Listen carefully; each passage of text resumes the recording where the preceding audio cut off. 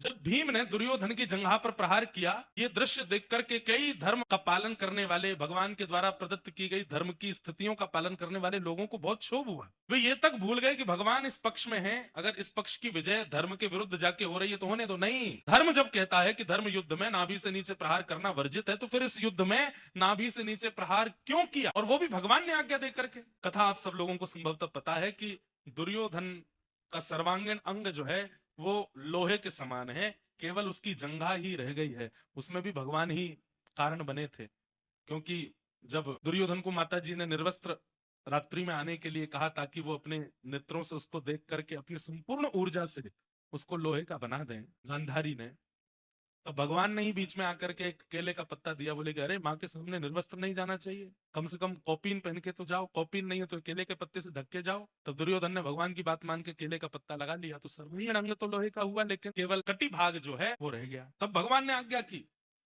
भीम ये कैसे भी नहीं मरेगा, नहीं तो भीम की प्रचंड गदा यदि किसी के मस्तिष्क का स्पर्श कर ले और उसका सिर भेदन ना हो। घुमा घुमा करके भीम अपनी गदा मारता है, लेकिन हंसने लगता है दुर्योधन, कुछ नहीं होता उसको। तब भगवान कृष्ण के तो गुरु अपने शिष्य को मारे, ये भी तो धर्म विरुद्ध है। उनकी जंघा पर प्रहार किया, और आप आश्चर्य करेंगे, आपके भैया कृष्ण की आज्ञा से किया। ये बात सुनते ही बलराम जी को क्रोध आया।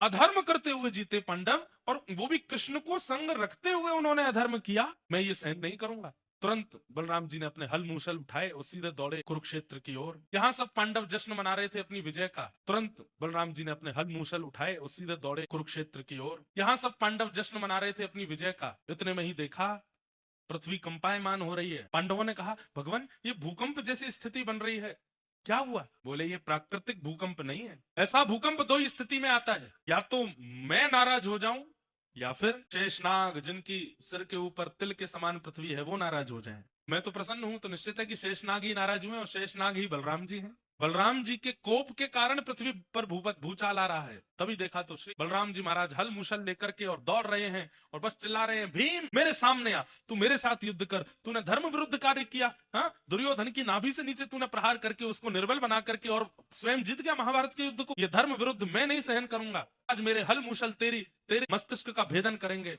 गर्जना करने लगे बलराम जी। तभी भगवान बोले, भीम तुम खड़े रहो, आने दो बलराम जी को, हम देख लेंगे क्या करना है, कैसे करना है।